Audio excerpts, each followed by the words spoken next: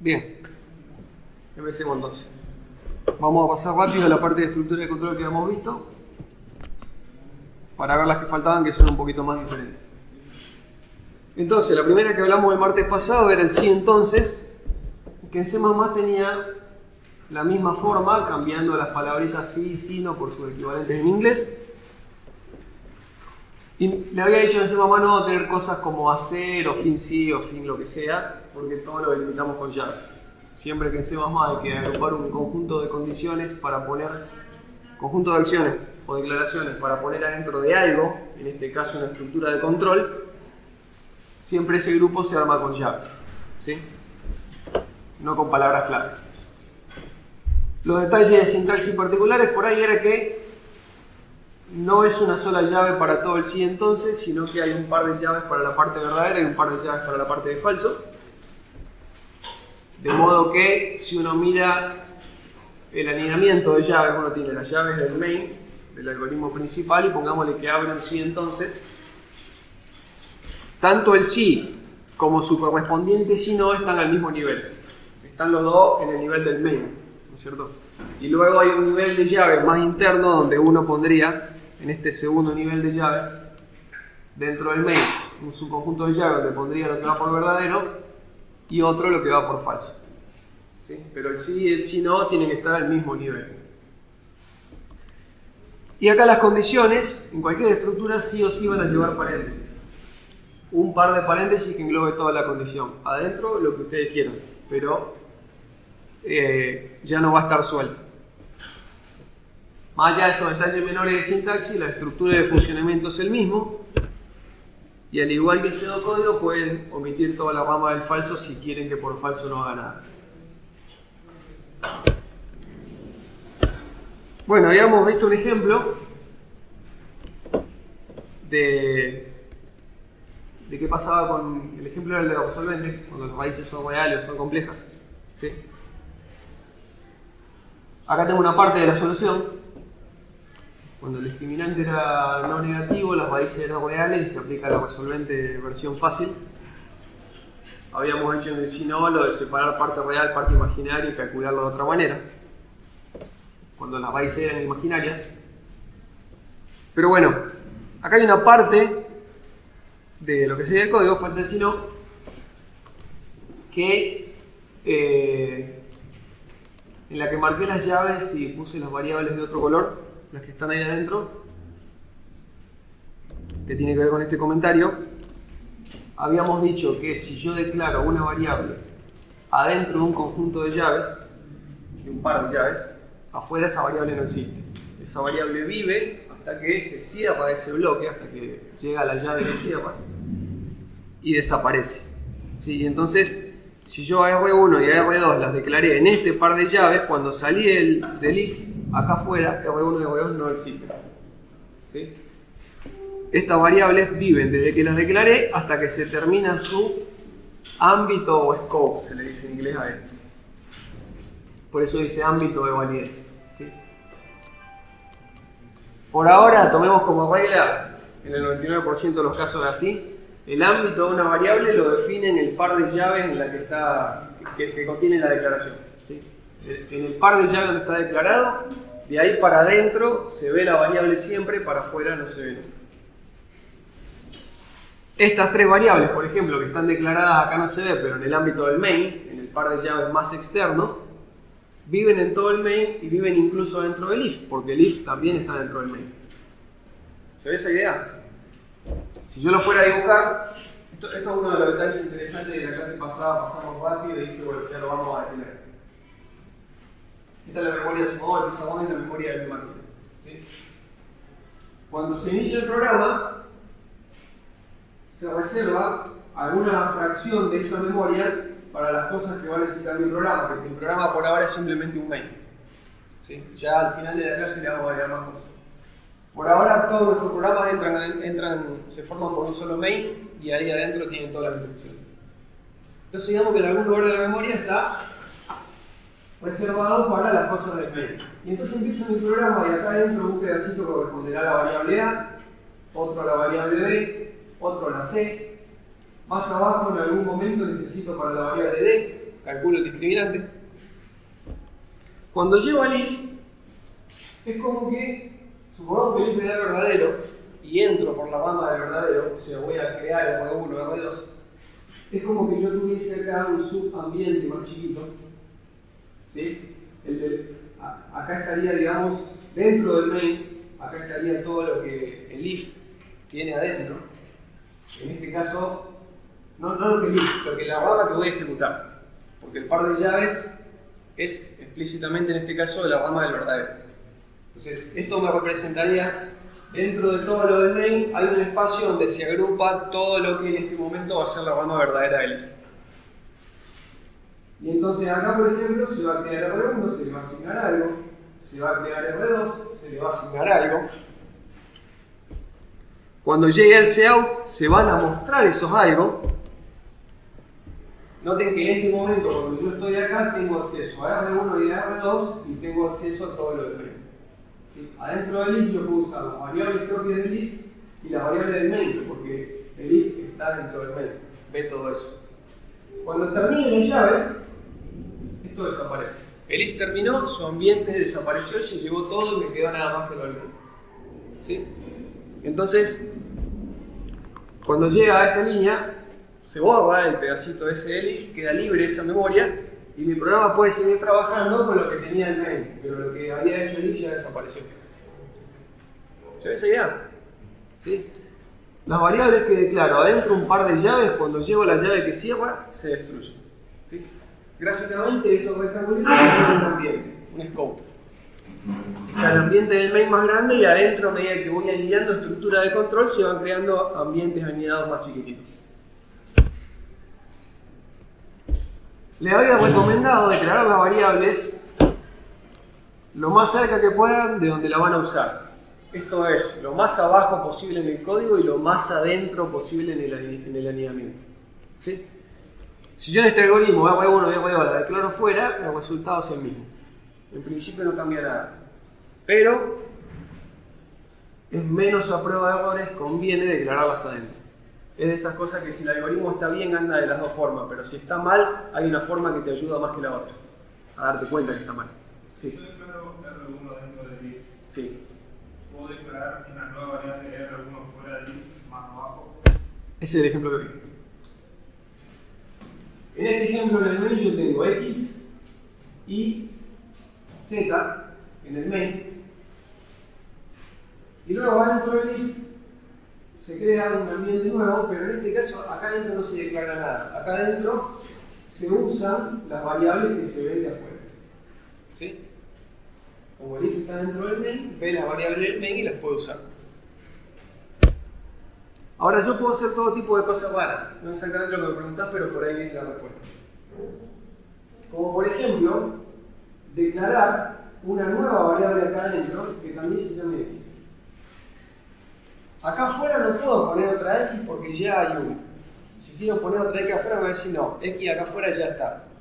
No me va a dejar declarar otra porque sería ambiguo. Ahora acá adentro sí. ¿Y cómo desaparece la ambigüedad? Bueno, si estoy acá adentro voy a usar la de adentro y si estoy afuera voy a usar la de afuera. Acá adentro hay algo que es el ambiente que me permite resolver la ambigüedad. Y entonces el compilador me deja. Y entonces pasan cosas raras. ¿Sí? Como que tengo dos variables de X pero no son la misma. ¿Sí? Es más, puedo volver a utilizar un identificador como Z, pero que ni siquiera coincida el tipo, porque esto es una variable nueva. ¿No? Puede no tener absolutamente nada que ver con aquella más que de casualidad el nombre. ¿Sí? Entonces, si estamos en distintos ambientes, puedo utilizar los nombres. Pero no conviene, porque se imaginarán que esto es totalmente propenso a errores. Si esto es una invitación a meter la pata, confundirme una X con otra. Y los describir de cada variable van a ser uno para el Z1 y el Z2.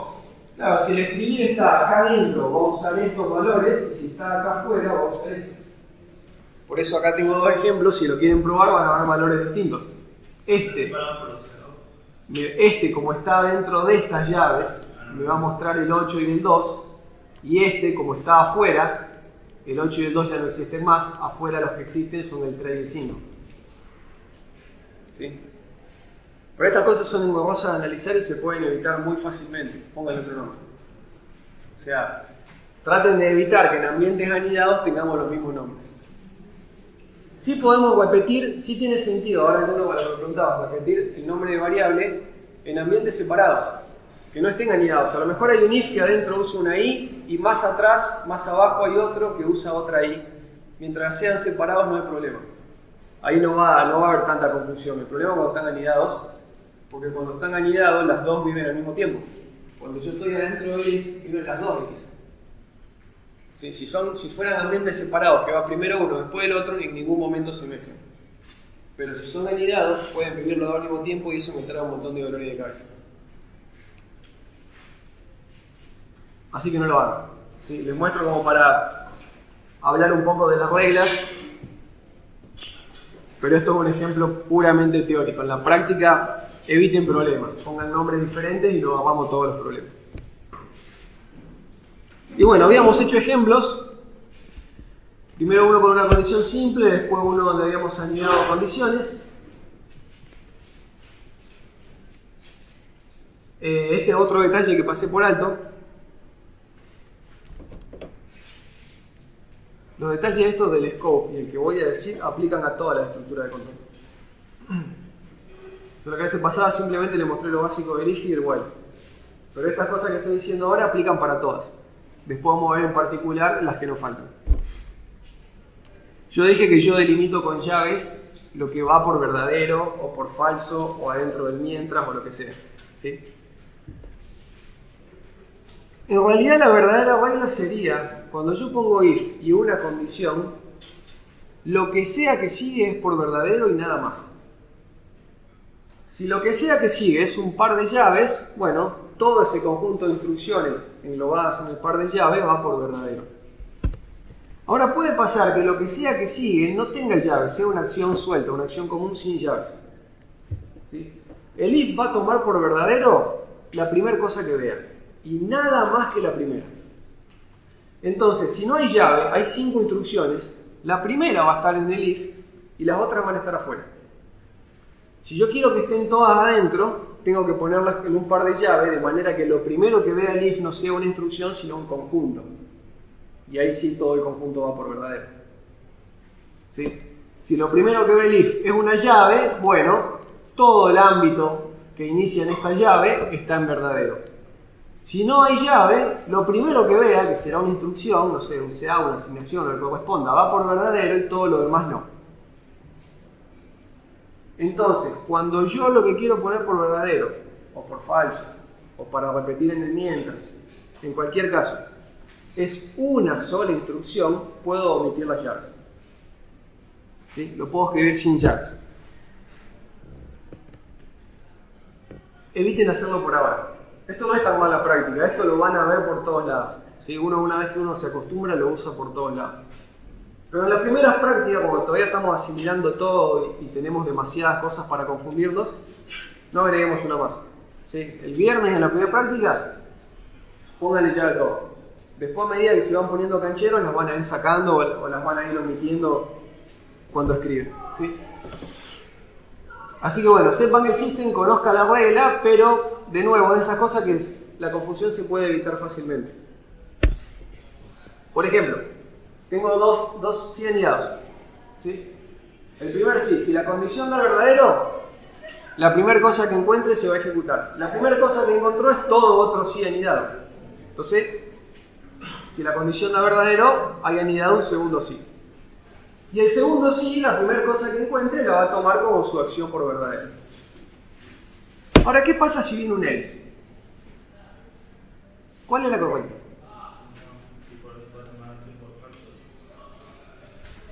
Si después del verdadero viene un else, ¿le corresponde al if rojo o al if azul? Y es importante que el intentado al compilador no le importe en absoluto. Yo puedo escribirlo todo contra la izquierda, todo contra la derecha, intentado al revés, en una sola línea, eso no cambia. ¿Sí? El intentado lo pongo yo para que el código quede más lindo. ¿Cuál tengo que poner? ¿Cuál es el que corresponde? ¿Cuál es el que está bien y cuál es el que está mal? Pregunta capciosa. Pregunta capciosa. Ninguno. Creo que cualquiera de ellos igual. No, hay uno que está bien. Que si no me equivoco es el de arriba.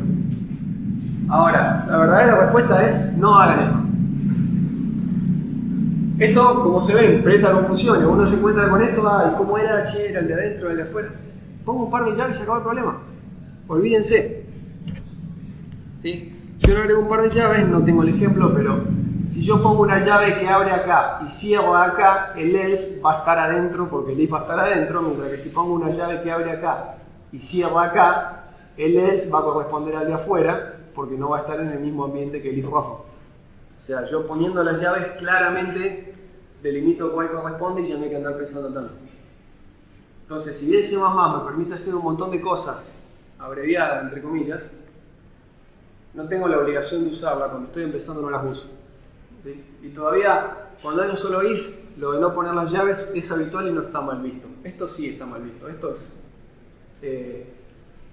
propenso a errores por donde uno lo mire y se soluciona muy fácilmente, así que lo podemos evitar. ¿Sí? Se los muestro como para, de nuevo, jugar un poco con las reglas, plantear la discusión, pero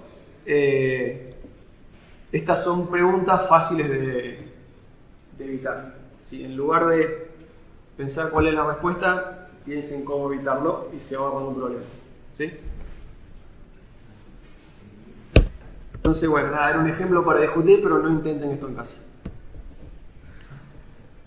Si efectivamente lo prueban, hay una que es, que me parece que es la de arriba, no da lo mismo. O sea, las reglas del lenguaje no presentan ambigüedad acá. Pero si yo me tengo que andar sabiendo cada detalle, me vuelvo loco. ¿Sí?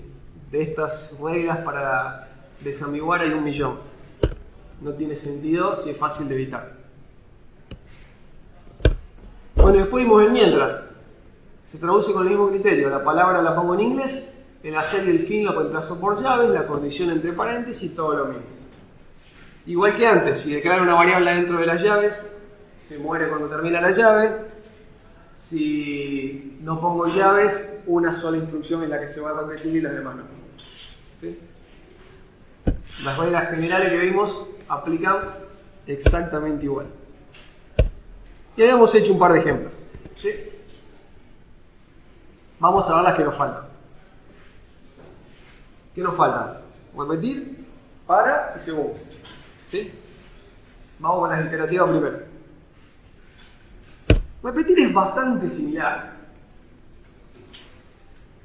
con la diferencia de que en lugar de ser repetir hasta, es repetir mientras. Por eso la condición va al revés. Voy a repetir mientras sea verdadera, no hasta que sea verdadera. ¿Sí? Por eso la palabrita clave es mientras y no es hasta. Repetir mientras que sería más o menos. Y entonces, la única diferencia entre el while y el do while es si la condición está al principio de la iteración o al final de la iteración. ¿Sí? Que desde su código le vengo diciendo, esa es la diferencia importante. Todo lo demás se deduce de ahí o es cosmético. Lo importante es si la condición la tengo al principio o al final. Si voy a primero hacerle el cuerpo y después verificar la condición, o primero verificar la condición y puede que ni entre al cuerpo del bloque, ¿sí? Al bloquecito de instrucciones. Entonces, en C++, ambas, while y do while, van a iterar cuando la condición sea verdadera. La diferencia va a ser si el while con la condición está al final o está al principio. ¿Sí? Esa era la diferencia fundamental entre repetir y mientras. Y es la única que termina en punto y coma. En todos los otros casos cerramos llave y nada más, no va a punto y coma. ¿Sí? Esta es la única que termina en punto y coma, porque, no sé, tal vez se podría confundir si estoy cerrando el do while o abriendo un while nuevo o alguna cosa de ese estilo. ¿Sí? Entonces, es la única que no termina en llave. Todas las demás está primero lo que define la estructura y después el bloque de llave y ahí termina. Esta es la única que tiene algo después de la llave y el punto y coma al final. ¿Sí? A nivel sintaxis es la única levemente diferente. pero sirve exactamente para lo mismo que en pseudocódigo y la idea es la misma, ¿sí? Tener una repetitiva con una condición arbitraria, pero la condición al final de la iteración y no al principio.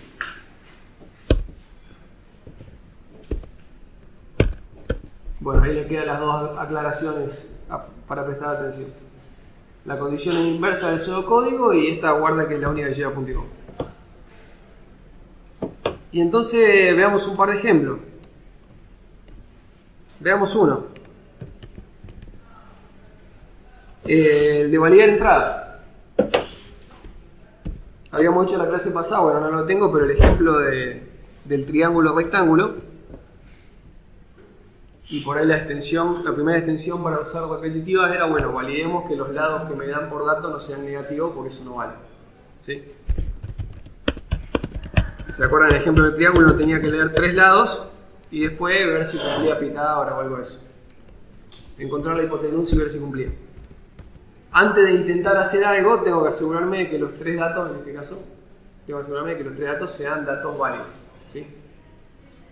¿Qué sería válido para este problema? Bueno, que sean mínimamente no negativos. ¿Sí? Los lados nunca pueden ser negativos.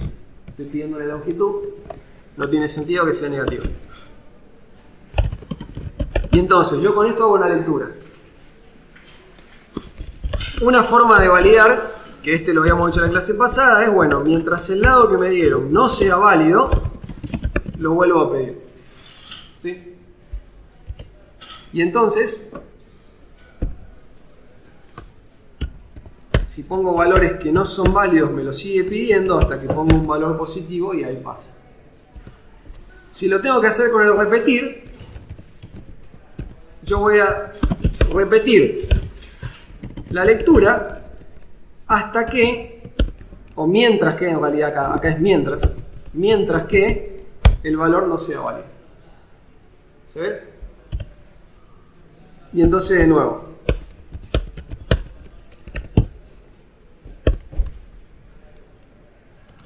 Fíjense la diferencia entre esto y lo que tenía antes. Yo antes puse la lectura una vez afuera. Y ahora hice algo de este estilo. Ups.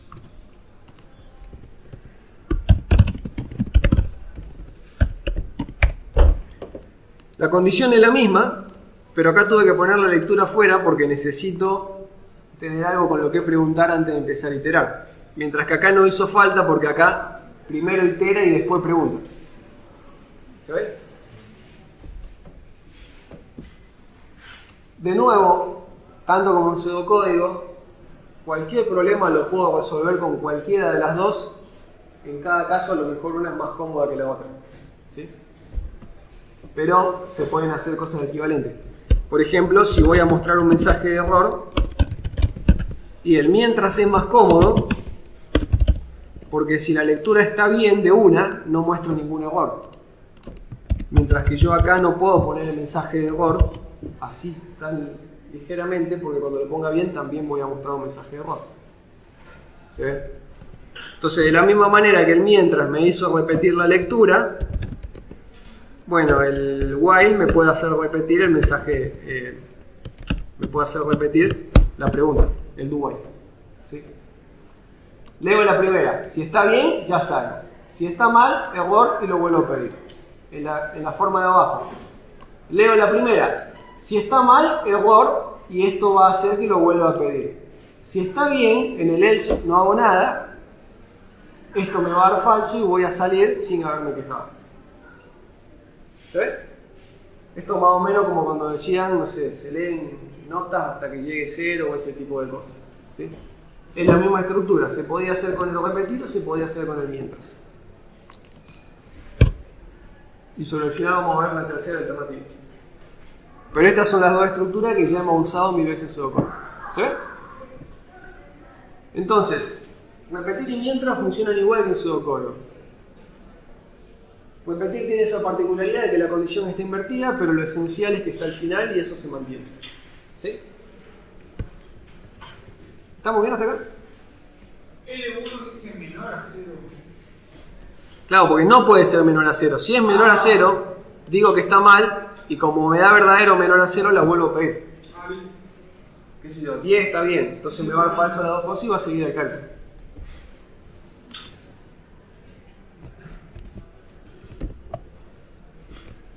Bien, le dije que estábamos apurados con los tiempos, voy a saltear algunos ejemplos, total, cuando lleguemos a la unidad que sí vamos a seguir metiendo estructura de control por todos lados. Y aparte prefiero detenerme más en el para y en un par de detalles que vamos a ver ahora que son más diferentes que el pseudocódigo, que estas respecto al pseudocódigo. Porque hasta ahora, más allá de cuestiones de notación, son esencialmente iguales al pseudocódigo. Y acá empiezan las cosas raras. En pseudocódigo el para inicializaba un contador, se incrementaba automáticamente con este paso, que si yo no decía nada era de 1 en 1, hasta llegar a n. ¿Se acuerdan? En C++ también tenemos las tres partes. Esto se puede escribir todo en una línea. Yo lo puse en 3 líneas para aclarar con el comentario qué significa cada cosa, pero usualmente lo ponemos de corrido. El para en inglés es for. Las tres partes van separadas por punto y coma.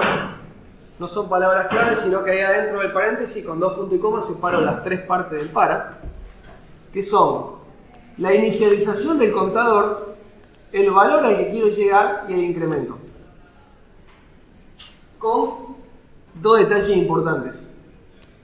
En realidad no pongo el valor, sino que pongo la condición completa. Yo antes decía hasta 10 y ya con eso alcanzaba. No, ahora yo tengo que decir una condición como si esto fuera un mientras. Mientras el contador no haya llegado a 10. ¿Se ve? Y lo mismo con el incremento. Yo antes decía de a 3. No, ahora tengo que decir al contador lo voy a incrementar en 3. ¿Se ve? La condición va completa, no solo el valor al que quiero llegar. El incremento va completo, no solo el paso, sino toda la acción de incremento. Y entonces a priori es casi como hacer un while a pattern. ¿Sí? Queda un poco más lindo y tiene unas mínimas ventajas, pero funciona muy parecido a un while, donde esto se hace antes de la primera iteración, esta es la condición y esto se hace al final de cada iteración. ¿Sí? Si no existe, tenés que declararla. Yo acá estoy asumiendo que I existe. Una de las cosas interesantes que tiene el para es que me deja declararla acá. Y no solo me deja declararla ahí. Esa I va a vivir adentro del para y cuando salga del para no existe más. Lo cual también está bueno. Porque es un error querer usar afuera del para la I del para. ¿Sí? Y es un error que por ahí en pseudocódigo cometían y no se daban cuenta. Porque la variable seguía viva. Acá esto está bueno, porque esto va a hacer que la variable no siga viva y que si yo la quiero usar por error el compilador me patee. Entonces el 99% de las veces los contadores los vamos a declarar la I del vuelo del para. ¿Sí? Los contadores son como variables auxiliares que solo tienen sentido acá adentro, en la mayoría de los casos. Y entonces, bueno, esto es casi la forma usual del para. Vamos a hacer un ejemplo. Es un promedio de n números. En un promedio de n números, ¿qué tengo que hacer? Bueno, si yo lo hiciera a pata con el mientras, yo tendría un contador de cuántos números leí y una variable que me diga el usuario cuántos números va a querer ingresar. Y entonces, mientras la cantidad que leí no llegue a la cantidad que quiero finalmente, tengo que leer uno más. Supongamos que estoy promediando números enteros. Tengo que sumarlo, que lo podríamos escribir como a suma le asigno suma más x, o lo podríamos abreviar como más igual, ¿sí? La versión abreviada. A suma también voy a tener que declararlo y ponerlo en 0 para que esto ande bien. Y cuento. Voy contando cuántos leo, que lo puedo contar así, lo puedo contar así, lo puedo contar así. ¿Sí? Esta es la estructura común sin el para. Mi sumador es 0, voy contando cuántas vueltas doy, mientras la cantidad de vueltas que di no sea la que quiero, leo uno más y acumulo uno más. Esta variable da lo mismo si la declaro adentro o afuera. Yo siempre le dije, cuanto más adentro, más prolijo, digamos. Y entonces cuando termine muestro el promedio. ¿Este es el promedio? Pregunta que no es estructura de control, pregunta que tiene que ver con el viernes pasado. ¿Ese es el promedio? Yo quiero sacar el promedio de dos valores, 4 y 5. ¿Cuánto me va a dar? 4.50 dicen acá. ¿Quién da más? El primero la cantidad. Primero n vale 2. Va a dar 4. ¿Sí? Esto se les habrá presentado el viernes en la práctica. Si yo trabajo con enteros, mi resultado es entero, y el 0,5 en un entero no entra. Matemáticamente sería 4,5, pero si yo estoy representándolo con enteros, el 0,5 no tengo forma de representarlo. Y entonces, si lo quiero con coma, tengo que trabajar con flotante. Y ahora sí tengo el 4,5. ¿Sí? Ojo con la división de enteros. Pero bueno, no era lo que venía al caso. ¿Cómo hago esto con un para? Ups. Bueno, en un para dijimos que íbamos a tener tres partes. La parte del medio es la condición. La primer parte es el contador. Y la parte final es el incremento. ¿Sí? Que lo puedo escribir así o lo puedo escribir así. Es mejor acostumbrarse a eso, pero esa diferencia se va a notar dentro de 3 materias. Por ahora da igual. En fin, entonces, declaro el contador y lo inicializo. Pongo la condición que determine la cantidad de vueltas e incremento. Esta es la forma más usual de ver un para. ¿Qué diferencia hay con lo que vimos antes? Que antes yo iba de 1 a n. Si ingreso 5 datos, de 1 a 5. Mientras que ahora voy de 0 a 4. También son 5 vueltas. ¿Sí? Porque saqué el 5 pero agregué 0. La cantidad de vueltas es la misma, pero mi contador empieza en 0 en vez de empezar en 1. ¿Se ve? Cuando lleguemos a arreglos, van a ver que en C++ la primera posición de un arreglo es la 0 y no es la 1. De ahí que todos los programadores de C++ estamos acostumbrados a contar desde 0. Y de ahí, supongo yo, que es la costumbre de que todos los para empiecen de 0. ¿Sí? Por ahora da exactamente lo mismo si ustedes van de 1 a 5 o de 0 a 4. En cualquier caso son 5 vueltas. Porque yo le estoy sacando 1 acá, pero agregando 1 acá. ¿Sí? Termino 1 antes, pero empiezo 1 antes. La cantidad de vueltas es la misma. Pero bueno, por costumbre me van a ver todo el tiempo escribir algo así. Cuando quiera dar 10 vueltas voy a ir de 0 a 9, no voy a ir de 1 a 10. Sepan que da lo mismo, pero van a terminar acostumbrados a esto. Y entonces lo pruebo y de nuevo lo mismo, ¿sí? 4,5, 4,5, está todo bien. ¿Se ve entonces? En el para tengo la inicialización completa, la condición completa, el incremento completo, y acá no es que si no hago nada avanza de a 1, si no hago nada no avanza. Si no hago nada, me va a seguir pidiendo valores toda la vida porque el contador no avanza, está siempre en 0. ¿Sí? Tengo que avanzarlo yo. No hay paso por defecto. Es un poco más enquilombado. Usado para lo mismo que lo usamos en el pseudocódigo, que así es lo más habitual. Pero también, al darme más libertades, se puede usar para cosas más raras. Que por ahora no lo vamos a hacer, pero bueno, más adelante pueden ir surgiendo ejemplos. El for es mucho más flexible que el para, y yo puedo hacer cosas más raras. Como por ejemplo, no incrementar el contador. ¿Sí? Sino incrementarlo acá adentro. Puedo hacer ese tipo de cosas. Cuando lleguemos a arreglo les muestro un ejemplo útil de eso. ¿Se entiende por ahora? ¿Sí? Se van a tener que acostumbrar de a poco a la sintaxis. Ahí les queda el código para que tengan el ejemplo. Pero bueno, en el 99% de los casos es esto y se puede uno a uno machear con lo que veíamos en el código. Si se escribe más difícil, se usa para lo mismo.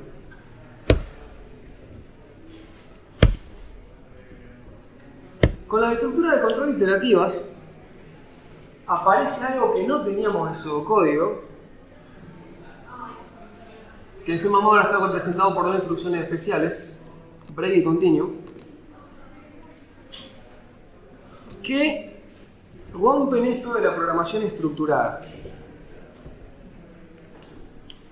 En pseudocódigo teníamos en cada estructura un punto de entrada, un punto de salida, y en el medio dábamos vuelta a varios caminos, pero bueno, cada bloque iba completo hasta llegar al punto de salida por el camino habitual, qué sé yo. Si es un if, termina la rama y sale. Si es un while, cuando da verdad falso, la condición sale. Que hacía lo de estructurado. Estas dos instrucciones me van a permitir alterar un poquito eso. Me van a permitir meter flechas extra en el diagrama de flujo que, si nos quedamos con lo estructurado, son imposibles. Veamos un par de casos donde los puedo usar. Bueno, el ejemplo de recién. De leer, ya sea validando la entrada o hasta que una entrada particular me diga basta. Sí, a ver si todavía lo tengo acá. En un caso tuve que repetir la lectura y en otro caso tuve que repetir la condición. ¿Por qué tuve que hacer eso?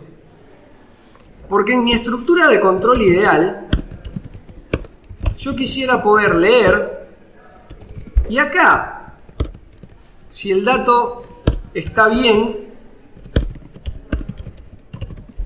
salir, y si no, mostrar el error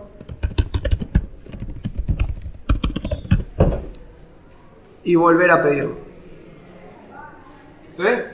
¿Por qué tuve que repetir? Porque en realidad el momento ideal para salir no es ni el principio, que es lo que me ofrece el mientras, ni al final, que es lo que me ofrece el repetir. Es al medio. ¿Sí? Una iteración completa podría ser eso. En el caso de la lectura, hasta que llega a 0 es leo, proceso. Pero si leo un 0, tengo que salir antes de procesar. Entonces, de nuevo, que es por ahí el ejemplo que está acá.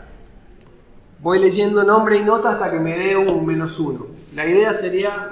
Una iteración normal sería leo nombre, leo nota, proceso. Ahora, si tengo que salir, no es ni antes de leer el nombre ni después de procesar, es justo en el medio. Cuando me di cuenta que el nombre estaba en blanco o que la nota era -1. Por eso hacemos estos artilugios de repetir la lectura o repetir la pregunta, depende de qué estructura eligieron. Si yo pudiera salir de mi estructura de control a la mitad de la iteración, podría evitarme eso. ¿Se ve? Y eso es lo que voy a poder hacer. Esto se dice break. Para eso sirve la primera de las palabritas claves. Para cortar mi iteración en el punto que a mí se me canta. No necesariamente al final ni al principio. Y entonces, acá voy a plantear que itere siempre, porque esta condición no me importa. Yo quiero que dé vuelta, así que le voy a poner true. Siempre va a entrar ahí. No quiero que corte ahí. Va a cortar acá. ¿Sí? Esto sería como no poner condición, sería como decir da vuelta infinitamente, pero no es realmente infinito porque hay un camino de salida alternativo acá, que antes no existía. ¿Se ve? Esto es terrible, pero se usa mucho. Entonces yo leo la nota, si E-1 salgo, no proceso, no pido nombre, nada, si no, sigo con el procesamiento, ¿sí? En el caso de cuando leemos sin saber la cantidad.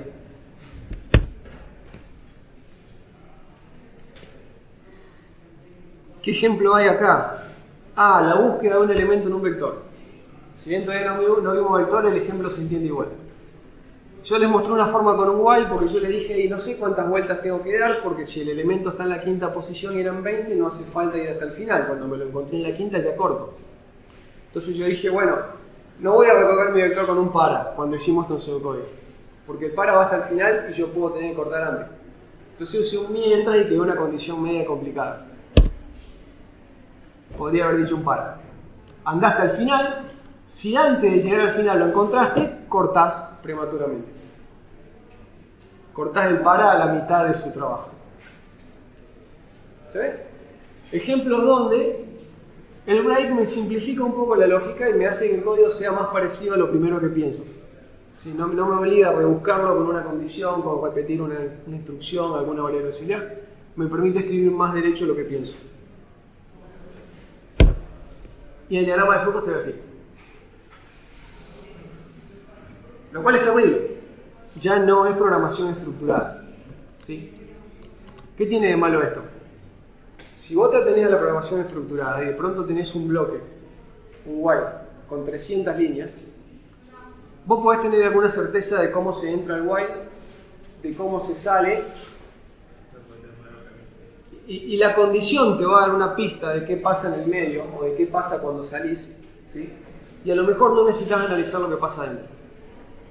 En cambio, cuando vos adentro podés tener flechas que te sacan de formas raras, ya no podés garantizar nada. O sea, yo tengo, por ejemplo, un while cuya condición es nota igual a -1. Si break no existiera, yo sé que pase lo que pase dentro del while, cuando salga nota vale -1. No hay otra opción. En cambio, si yo ahora tengo formas alternativas de salir, y no sé, me tengo que poner a analizar el while. Entonces, un código que usa estas herramientas es mucho más difícil de analizar. La estructura de control es su único punto de entrada, único punto de salida, me da garantías para que el análisis sea más fácil. Ahora ya no hay un punto de salida, tengo que analizar en detalle todos los posibles caminos a ver si encuentro otro punto de salida raro que no estaba previsto en la estructura. ¿Se ve? Por esto, muchos puristas del paradigma se lo van a prohibir, le van a decir, en mi clase no pueden usar break. No va a pasar en fundamento, pero cuando estudien los paradigmas más a fondo, sí. Mi consejo es, úsenlo con responsabilidad. Úsenlo en ejemplos como estos que vimos donde son 10 líneas. En un while de 50 líneas no pongan un break porque va a ser para problemas. Va a ser muy difícil de analizar. En un ejemplo como estos, donde son 4 líneas, es obvio. Me simplifica un poco el código y no mete ruido porque son 4 líneas. ¿Sí? Pero no lo usen en cosas complicadas porque va a ser un problema. Así que úsenlo lo menos que puedan. Pero hay muchos casos donde está bueno. Que ni siquiera son estos, ¿eh? Aquí queda bastante parecido la versión con y sin break. Pero bueno, como para tener un par de ejemplos que se entiendan. Bueno, ahí quedó, úsese con responsabilidad. Y la otra palabrita clave también es una de estas chanchadas, pero en lugar de salir de la estructura, va al final de la iteración. Fíjense que está antes de donde corta el par. No sale del par, sino que se saltea esa iteración. Y si quedaban más iteraciones, las que sigue sí las hace. ¿Sí? Cuando se encuentra con un continuo, se aborta no toda la estructura iterativa, sino esa iteración nada más. Pero si el contador no llegó a n, o si la condición del mientras todavía sigue siendo verdadera o lo que sea, las siguientes iteraciones sí se hacen. ¿Sí? El break sale del todo, el continuo solamente esa iteración.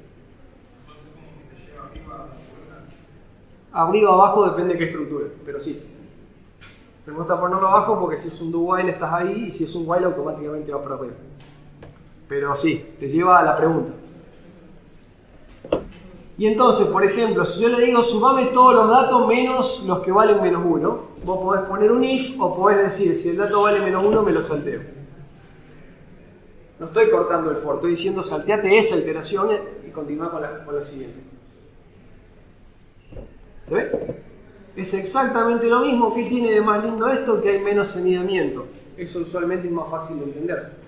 Pero, ojo que de nuevo, tengo cosas raras no estructuradas, eso es más difícil de entender y entonces estamos igual. Una de cal y una de arena. ¿Sí? Pero bueno, va a haber algunos casos, a medida que se compliquen los problemas, donde esto puede estar bueno. Pero hoy vamos a ver 3 de estas cosas, ya vamos por 2. Que rompen un poco lo de programación estructurada. Y mi consejo es, insisto, úsenlo en algoritmos relativamente pequeños. ¿Se ve? ¿Sí? Bien. El ejemplo lo voy a dejar para la unidad 8 porque es el mismo ejemplo que está en la unidad 8. Así que lo voy a saltear y lo explicamos después en la unidad 8. Vemos la última estructura de control que nos queda, que es el switch. ¿Se acuerdan que en pseudocódigo pusimos el ejemplo de los socios con 5 categorías para que tengamos que hacer un según en lugar de anidar 5 if? 5 sí entonces. Bueno, ese era pseudocódigo.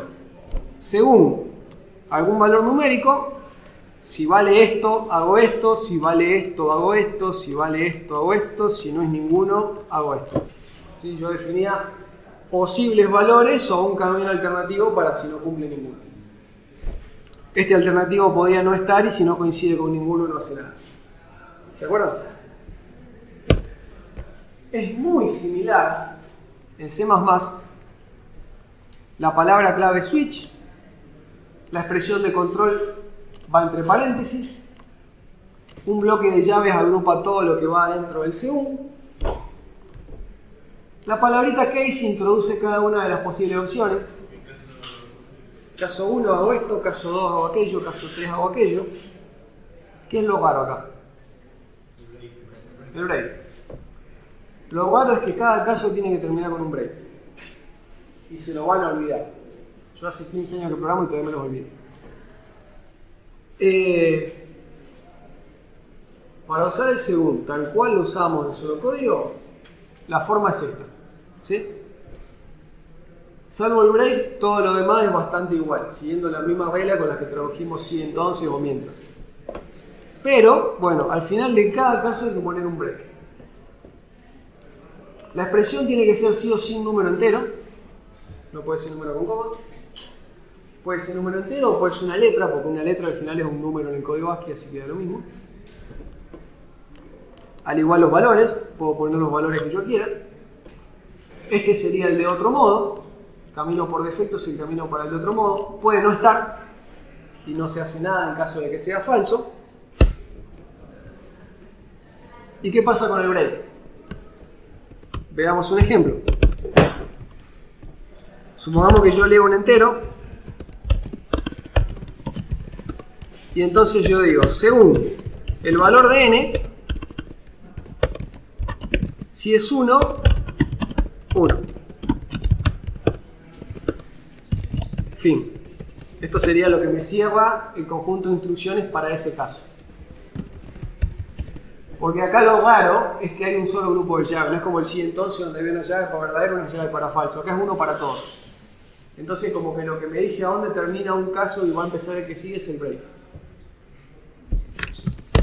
Si es 2, que me diga 2. Qué sé yo, si es 3, que me diga 3. Y si es otra cosa, que me diga otra cosa. ¿Sí? Y entonces yo cojo esto, si pongo 1 me dice 1, si pongo 5 me dice otra cosa, si pongo 3 me dice 3. Así lo usamos como el pseudocódigo. Fíjense qué pasa si yo no pongo los breaks. Pongo 5 me dice otra cosa. Pongo 3, 3 y otra cosa.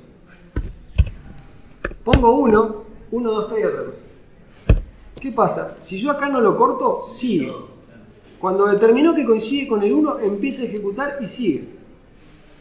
Por eso cuando pongo 1 veo todo. Porque entró por el 1, pero al no estar en el break, siguió y lo hizo todo. Si yo pongo 3, veo 3 y otra cosa, porque entró por el 3 y al no estar en el break, siguió e hizo todo. ¿Sí? Pero es que no es un error, entonces el entorno no te lo muestra. No es un error de lógica, de sintaxis. Entonces el entorno no te lo muestra. El compilador no te va a decir nada. Igual te das cuenta cuando te da el resultado. Cuando lo veas te das cuenta que anda mal, pero nadie te va a avisar nada. Eso es legal, es como cuando al for, no le incrementé el contador. Vale, y lo puedo querer hacer para algo, no es tan raro. Las estructuras de acá son mucho más flexibles que en pseudocódigo. ¿Alguien se imagina para qué puede servir esto? Olvidar un break.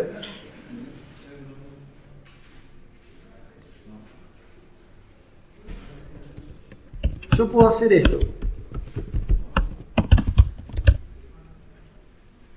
Si yo quiero que varias opciones hagan las mismas acciones, las pongo todas juntas sin break en el medio. Cualquiera, sea 3 o 4, que caiga va a empezar a partir del CAU. O sea, si es 3 va a empezar a partir de acá y va a pasar por el CAU y va a cortar. Si es 4 va a empezar a partir de acá, va a pasar por el CAU y va a cortar. Entonces, un uso legal de no poner el break es este. Es poner el mismo conjunto de acciones para más de una posible opción. Y entonces ahora, bueno, 1 es 1, 2 es 2 porque tiene su break, 3 es lo mismo que 4 porque no tiene break 3. Sigue con lo de 4 y 4 tiene break. ¿Sí? 4 es lo mismo. ¿Sí? Entonces, lo normal es que cada conjunto de opciones tenga un break y si falta un break sea porque hay varias opciones que hacen lo mismo.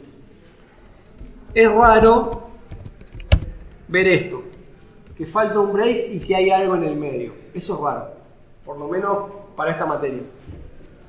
En esta materia lo habitual es que si hay acciones terminan con break y si no hay acciones es porque tengo varios valores que quiero que hagan lo mismo. ¿Se ve? Pero bueno, esto da pie a combinaciones de lo más esotéricas. Tanto las libertades que me da el for si le empiezo a cambiar o sacar cosas, como las libertades que me da el switch si empiezo a jugar con los breaks. Por ahora no van a necesitar hacer nada raro, ¿sí? Casi todo lo que vamos a ver en esta materia lo vamos a usar de la forma convencional. Pero bueno, a la larga medida que hagamos experiencia van a ver que hay trucos que se pueden hacer con esto. Porque, insisto, son mucho más flexibles que los de pseudocódigo. También mucho más propensos a meter la pata. Así que bueno, tengan cuidado. Bien. Y eso es todo. Entonces, vimos las mismas estructuras de control que en pseudocódigo y vimos más o menos cómo escribirla para que funcionen igual. ¿Sí? El for y el switch en particular tienen más variantes, pero bueno, vimos dos ejemplos para que funcionen igual que en pseudocódigo. Entonces, ¿qué tenemos de nuevo conceptual interesante que no teníamos en pseudocódigo? El tema de los ambientes. Eso es súper importante. De hecho, ahora que seguimos con la unidad 8, se hace más importante todavía. Y el tema de break continuo. ¿Sí? Que break continuo, ténganlo a mano. Puede ser una solución, pero si tienen dos soluciones más o menos parecidas y una lo usa y la otra no, vayan por la que no. ¿Sí?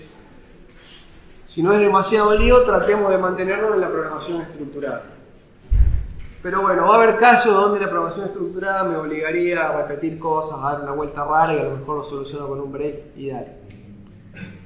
Siempre que sean algoritmos chiquitos. ¿Sí?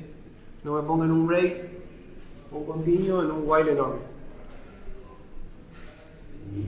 ¿Alguna pregunta de estructura de control antes de que pasemos a funciones?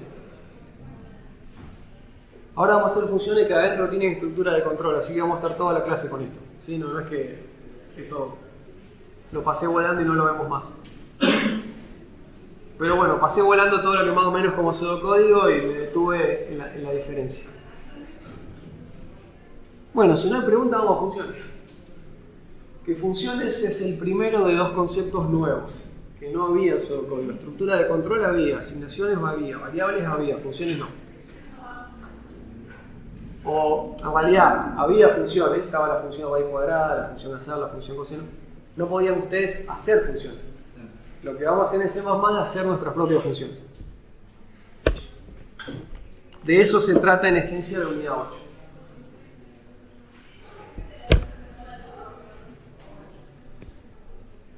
Entonces, pongámosle que yo quiero un programa que me calcule una potencia. Le doy la base, le doy el exponente, me calcula una potencia. ¿Se acuerdan que en pseudocódigo si la base es B y el exponente es E, yo ponía escribir B, flechita E y ya estaba, porque tenía un operador que funcionaba de potencia? ¿Sí? ¿Se acuerdan? Entonces yo ponía esto, este era el operador de potencia. En C++ ese operador no es el de potencia, y entonces si yo de pronto tengo una base y un exponente, como no tengo un operador de potencia, ese operador se usa para otra cosa que nada que ver, lo tengo que reemplazar con una función. En C++ la clase pasada lo mismo y capaz que el viernes lo usaron en la práctica. No hay operador potencia, pero hay función potencia. Así como en pseudocódigo no había un operador para la raíz cuadrada, pero tenían la función raíz. ¿Sí? En el mismo sentido. Potencia no hay operador, pero hay función. Y se llama POW. En inglés, potencia es POW. ¿La usaron el viernes? ¿Sí? Bien. Y entonces muestro mis resultados.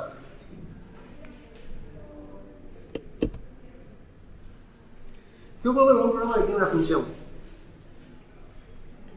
Mi programa va haciendo lo que yo le digo hasta que se topa con una función.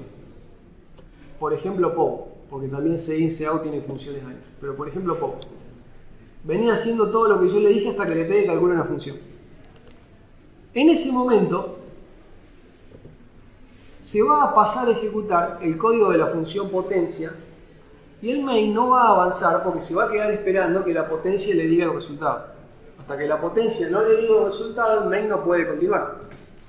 Estamos en una asignación. Paso 1, evaluar lo que está a la derecha y una vez que tenga el resultado, asignarlo en la variable de la izquierda. El evaluar lo que está a la derecha implica ir a ejecutar la función. ¿Sí? Hasta que no termine, no tengo un resultado para asignar en la variable R de la izquierda y continuar. Entonces, mi programa venía ejecutando el main. Se topó con una función. El main quedó pausado a la espera de que se resuelva la función. Vea qué me va a dar de resultado. Y una vez que la función terminó, avanzó, hizo su laburo y me devolvió un resultado, lo puedo guardar en R y avanzar con el main. Y la función no existe más. ¿Se ve? El código de la función, digamos, entre comillas, ya vamos a ver más detalle, que lo cargué momentáneamente para calcular esa potencia y después todo lo de la función desaparece y me quedo nada más con el resultado. En un programa real es un quilombo. Ahí vimos un ejemplo donde pensamos como que main fuera una cosa y POW fuera la única función. En un programa real hay miles de funciones que se llaman entre sí. Por ejemplo, acá, qué sé yo, mi programa llama una función A, que a su vez A llama una función B, y luego cuando todo vuelve, mi programa llama a otra función D, que tal vez vuelve y más tarde llamo a C, y C también adentro llama a D. O sea, en un programa real es un quilombo. Vamos a tener montones de funciones, muchas que nos da la biblioteca de C++, muchas que vamos a hacer nosotros. ¿Cómo se usa una función? Yo pongo el nombre de la función, le doy argumentos y esto me da un resultado. Es como cuando yo, no sé, pongo 3 más 2 y me da 5. Y con ese 5, ¿qué hago? Bueno, si está en una asignación lo guardo, si está en un CAU lo muestro, si está en un cálculo será un operando para un cálculo más grande. Con la función pasa lo mismo. Le digo cuál es la base del exponente, pongámosle que no sé, le doy 2 y le doy 10. Calcula, esto me va a dar 1024, ese 1024 que me generó la función, bueno, en este caso lo estoy asignando en X y lo podría mostrar, podría sumarle algo más, lo que yo quiera. Pero una llamada a una función es una expresión, que si es correcta me va a dar un resultado. Una expresión o es parte de una expresión más grande. Y lo que yo necesito saber, y esto es lo lindo de funciones, ¿qué necesito saber yo para calcular una potencia? Suponiendo que alguien ya resolvió el cálculo de la potencia. Como les pasó el viernes, la función POW ya existe. Ustedes no tuvieron que pensar cómo se hace una potencia. ¿Sí? Ustedes la usaron y ya. ¿Qué necesitas saber para usarla? Necesitas saber qué tipo de datos necesita, cuánto datos le tenés que dar, de qué tipo tienen que ser esos datos y qué tipo de resultado te va a dar. Y eso es lo que conocemos como prototipo de la función. Es una descripción de la función a modo de caja negra. Entran dos enteros, el primero es base, el segundo exponente, sale un resultado también entero. ¿Qué pasa adentro? No sé ni me importa. ¿Se ve? La función POW de C++ labura con flotantes. ¿Alguien sabe calcular potencia de flotantes? ¿Cuánto es 2 a la 3,5? Lo pasa a una fracción y lo expones, lo elevas al número que está por encima y le aplicas raíz al número que está por debajo. ¿Y cómo calcular la raíz entonces? Bueno, ¿Cómo lo pasás a fracción? Porque no es fácil, ¿no? 0,5 es fácil, pero Digo, no me lo la matemática de papel, ¿no? Está bien, pero les estoy queriendo mostrar que están pudiendo calcular un montón de cosas que no tienen idea cómo se calculan. Y que en el mejor de los casos, si la tienen o lo pueden llegar a desarrollar, no necesitan hacerlo. ¿Sí? Lo lindo de una función bien hecha es que es una caja negra. Yo le doy base exponente, me da resultado y no me interesa cuán fácil o difícil sea calcular el resultado. No es problema mío, es problema del que hizo la función. ¿Sí? Entonces, yo puedo hacer cosas complicadísimas sin tener verdadera idea de cómo funciona. O puedo usar cosas complicadísimas sin tener que haberlas desarrollado yo, ni estudiado yo, ni analizado yo. Eso es lo maravilloso de la función. Y el compilador, para saber que este main está bien, esto es todo lo que necesita. Esto es todo lo que necesita para saber que el main está bien, porque el tipo, ¿qué me va a validar? Me va a validar que cuando yo abra llave le pase dos cosas, porque acá dice que son dos.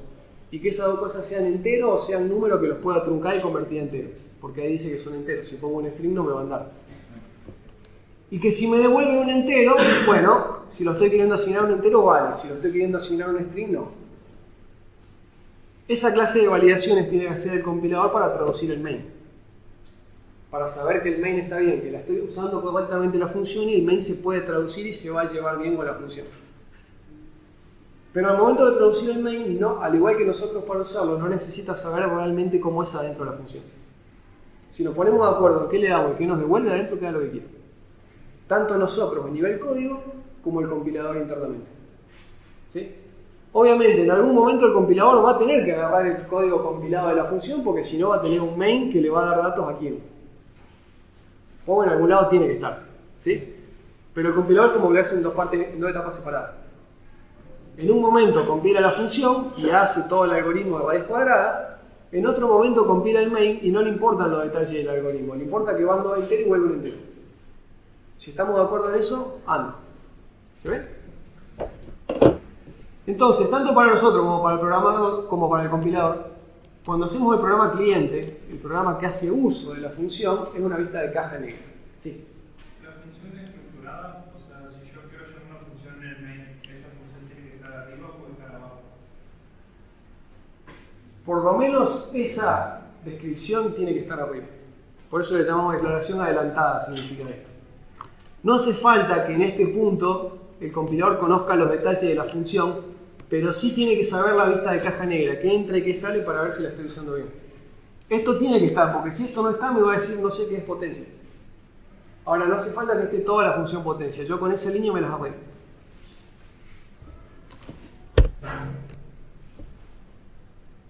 Definición le llamamos argumentos formales al nombre genérico que ponemos en esta línea, actuales a los que de verdad usamos.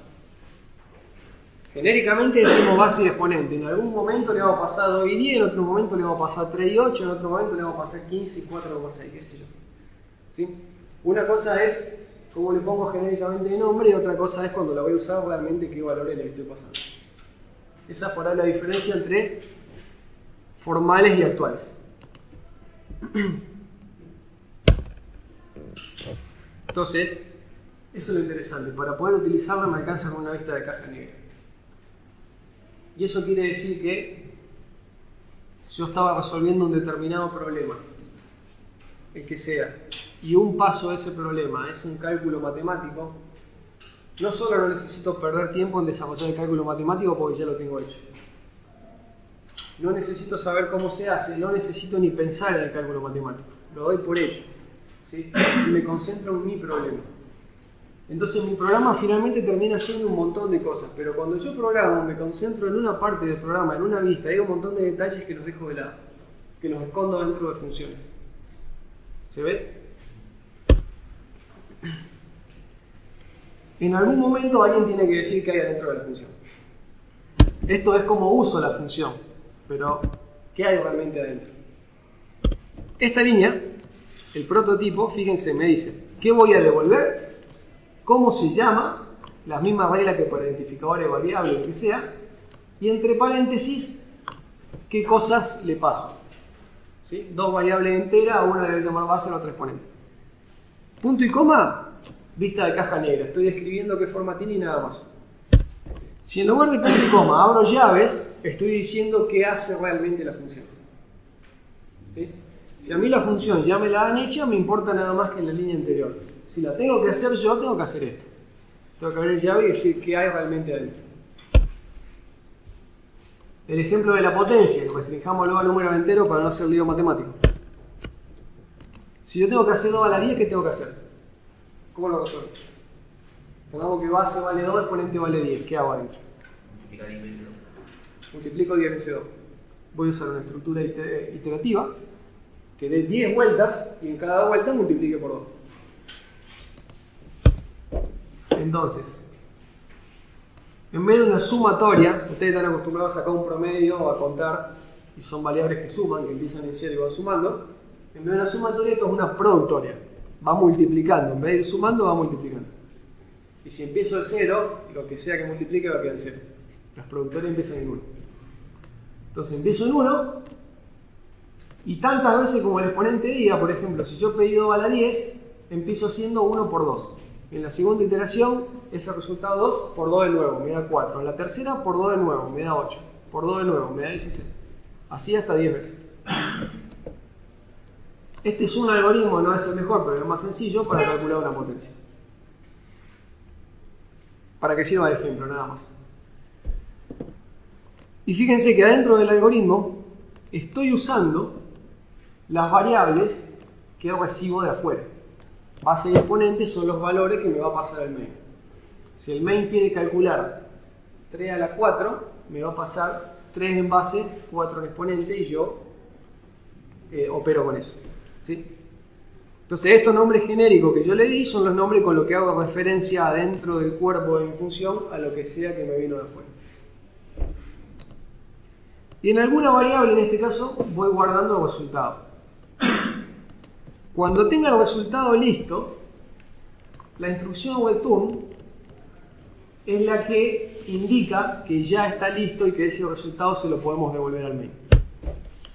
Entonces yo acá hago todos los cálculos que haya que hacer y digo return res.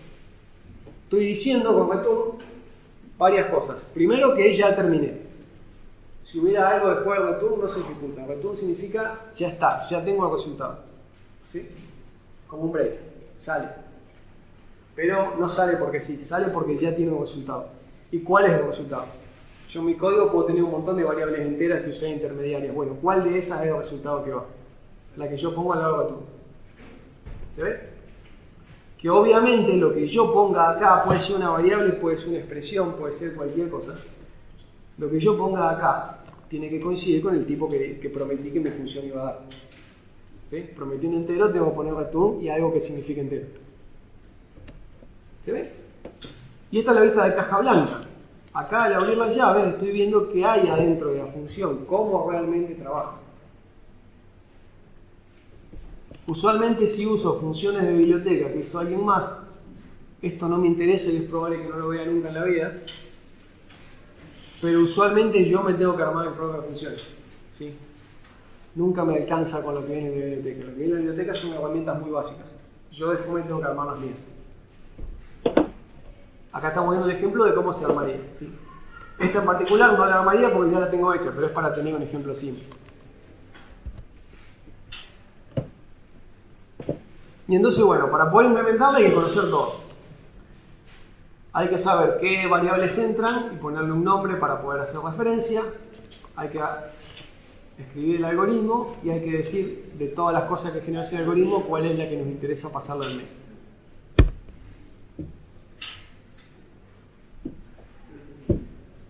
Y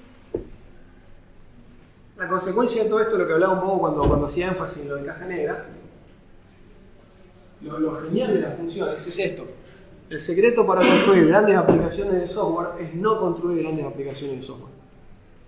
Romperlo en pedacitos y construir pedacitos simples.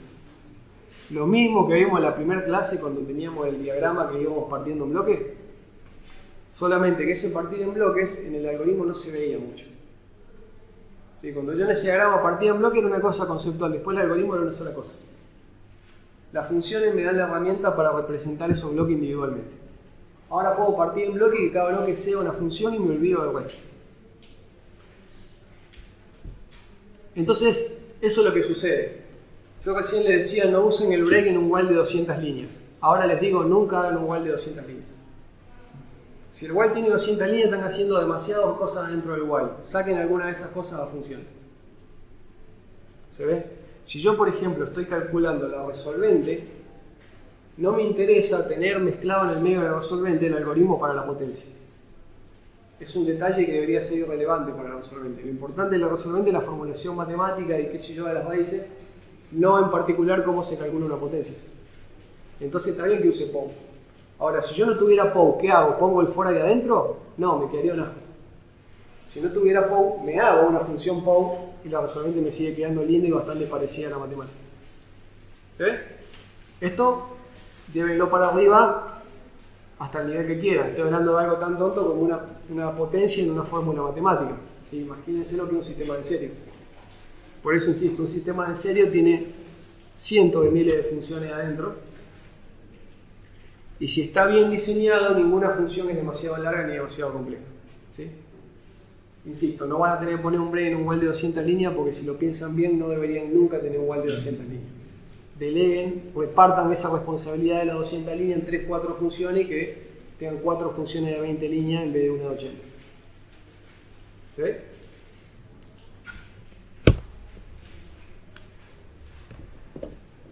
Entonces,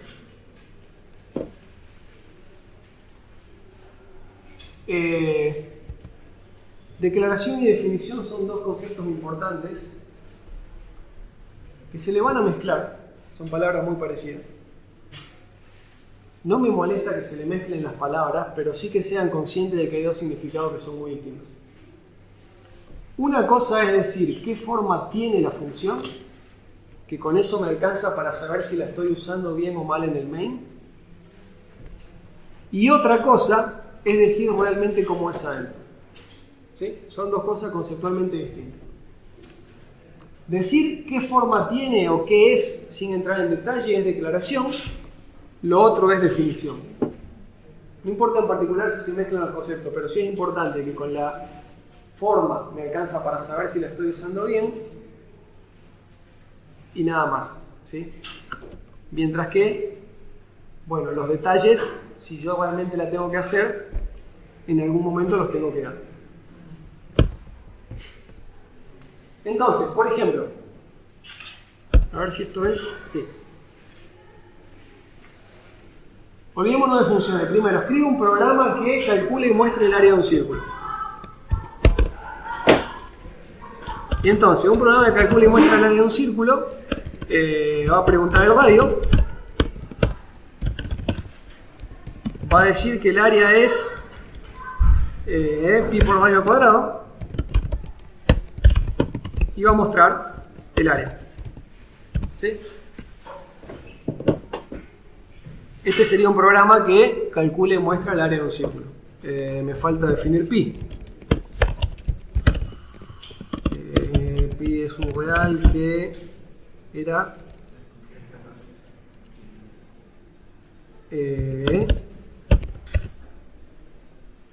cos de 0 por 2, si no me equivoco. A ver.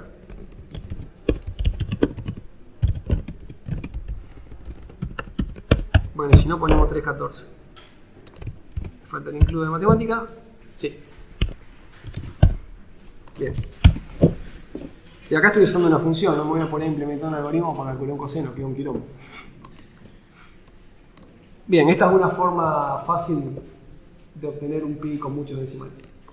Entonces, suponiendo que sé cuánto vale pi, pido el radio, aplico la formulita y muestro el resultado. ¿Estamos de acuerdo? Ahora el enunciado era, escribo un programa que utilizando una función calcule el área del círculo. O sea, la idea es que el cálculo del área se haga en una función. ¿Qué de todo esto pondrían adentro de la función?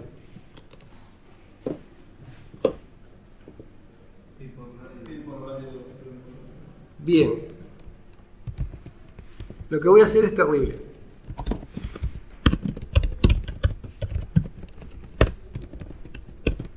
Por favor, no hagan una función que haga todo, porque no gane nada. No copié. Bueno.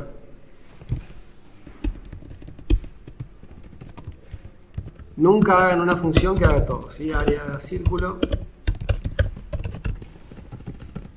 Esto. Porque en ese caso, ¿para qué carajo hago una función? Si yo el mismo quilombo que tenía en el mail lo pongo dentro de una función, no gano nada. ¿Sí? La idea de una función es dividir responsabilidades.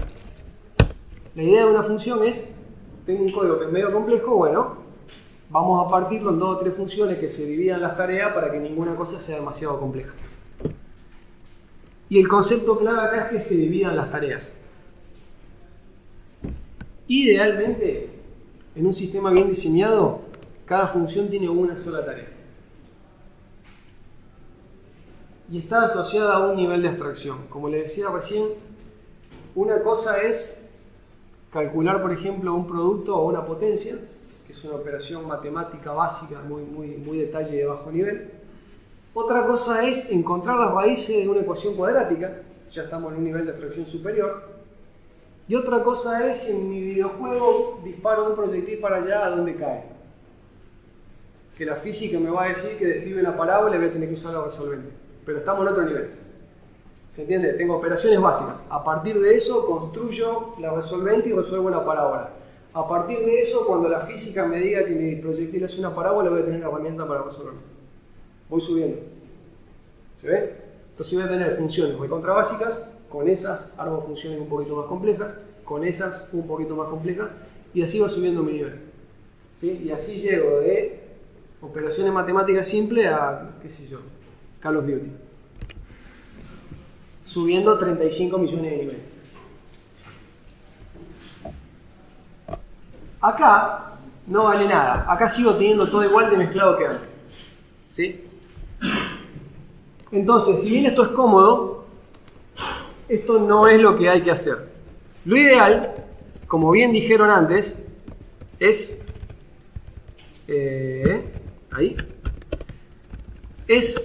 delegar una sola responsabilidad a la función. En este caso, la responsabilidad podría ser saber la fórmula del área del círculo. ¿Sí? Cuando yo de pronto estoy haciendo algo que involucre el área del círculo, no quiero perder tiempo con los detalles de cómo era que se calculaba el área del círculo. ¿Sí? Ese detalle es una de las operaciones básicas que me va a dar alguna función y yo sobre eso hago algo más interesante. Y entonces, una buena función, que ahora me va a recibir el radio y me va a devolver un flotante, podría ser esta. Y la función sí sabe que necesita pi, que necesita elevar el radio al cuadrado y que con esa formulita me da el resultado. ¿Cómo me explicaba que dos radios no se le pone paréntesis para que no me explique primero con un radio y después da otro resultado? Es el mismo, es conmutativo, es como la suma. Si fuera una división sí podría tener problemas, pero en una suma no, en una multiplicación da lo mismo.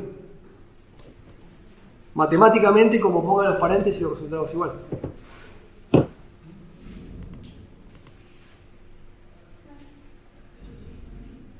Bien. Entonces,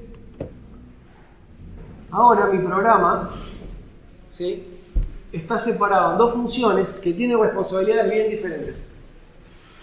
¿Cuál es la responsabilidad de esta función? Saber matemáticas, saber el área del círculo y calcularla cuando se lo pida. ¿Cuál es la responsabilidad de esta función? En este ejemplo, entrada-salida. Obtener un radio para dárselo a la función y saber cómo mostrar el resultado. ¿Sí? ¿Qué hace de interesante el main? Hace la lectura de los datos y la muestra de los resultados. Entonces ahora mi programa tiene totalmente separado la matemática de la interfaz. ¿Se ve eso? Entonces, para que quede bien claro, nunca hagan esto. Y lo voy a decir como 700 veces porque va a llegar el día del parcial y me lo van a hacer. Salvo que la función se llame mostrar, no pongan un cout. Salvo que la función se llame leer o cargar, no pongan un cout. ¿Sí? La función quiero que tenga una sola responsabilidad y en general va a ser calcular. No va a ser ni mostrar ni leer, va a ser calcular. Entonces, esto que tenga el sein y el cout está mal y esto está bien. En particular, de toda la forma de mezclar responsabilidad en una función, la más común es seguir iniciado. Lo más común es que por haraganes o porque no saben cómo llevar y extraer los datos, lo metan adentro de la función. Y es la peor de las mezclas. Porque un objetivo importante de una función es que yo, una vez que resolví el algoritmo, si más tarde en otro programa o en otro momento del mismo programa vuelvo a necesitar ese cálculo, no lo tenga que volver a hacer. Una vez que yo tengo la función potencia, la uso para todas las potencias, no es que para cada potencia me tengo que hacer una nueva. O que si mañana hago otro programa que use potencia, la tengo que hacer de nuevo. No, ya la tengo hecha, la uso. ¿Sí? Si vos me haces esto no es reutilizable. Esto acá solamente vale si el radio lo voy a leer por consola. Si lo tomo de un archivo no vale, si lo tomo de otra variable no vale, si me lo pasan por red no vale, si lo calculo a partir de otra cosa no vale. Y lo mismo en la salida. Esto solo sirve si lo voy a mostrar por consola. Si lo voy a guardar en un archivo no sale, no vale. Si lo quiero como paso intermedio para un cálculo más complicado, no vale. Digamos el volumen de un cilindro, qué sé yo. Si lo quiero mostrar en un programa que va en inglés, ese mensaje no me sirve. Hay 1000 cosas por las cuales eso está mal. ¿Sí? Entonces, todas las mezclas que pueden hacer, la que por favor no hagan, lo voy a decir 1000 veces, la de poner índice agua dentro de la función. A menos que la única responsabilidad de la función sea mostrar. Por ejemplo, vieron que no es trivial con los manipuladores mostrar una matriz que las columnas me queden bien alineadas. Y aparte involucra un par de estructuras de control. Entonces me puedo hacer una función mostrar matriz. Y adentro va a tener un CAO. Pero porque es la única responsabilidad de la función. ¿Sí? Esa función no va a calcular nada, va a mostrar. Si hay que calcular algo con la matriz, lo hará otra. ¿Se ve? Cada función que haga una sola cosa. En particular que la que calcula no muestre. Es más, sobre el final de la segunda materia vamos a ver interfaces gráficas. Y entonces, muchos de estos datos ya no vamos a trabajar por consola, vamos a trabajar con ventanitas, con botones, con cosas de otro estilo. Y si inicial no van a tener más sentido. ¿Sí? Entonces, si la función labura con variables, yo la puedo usar para esa variable, mandarla a un cuadro de texto o tomarla de un cuadro de texto en una ventana. Si es inicial no. Entonces, bueno, ahí queda lo correcto. ¿Sí? Que los datos entren como argumentos, de la lectura se encarga el main, y salgan como valor de retorno, de mostrarlos se encarga el main. Y ahí me quedó separado. La función solo calcula, el main solo hace interfase. ¿Se ve? Bueno, y hay uno de los ejemplos que le decía. Porque, por ejemplo, si más tarde tengo que calcular algo más complicado, donde el círculo es simplemente un paso del cálculo, volumen de un cilindro es el área de la base por la altura. ¿Sí? Si el área estaba en un CAO, no la puedo usar. La tengo que volver a calcular. Si el área me la da como variable, bueno, hago ese valor, lo multiplico por la altura y todo bien. No vamos a perder tanto tiempo haciéndolo paso por paso, pero yo ahora puedo usar eso para, en vez de mostrarlo directamente, multiplicarlo por la altura y en realidad tengo un volumen. ¿Sí? Por dar un ejemplo tonto, pero donde se ve lo importante de que no sea SEO.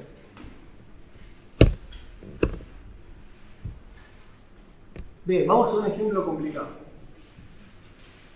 Y este es complicado por estructura de control, un poco lo que le hice antes. Pasé algún ejemplo rápido, total vamos a volver a rodear con estructura de control. Y acá podemos ver algunas cosas interesantes. Una función para saber si un número es primo o no.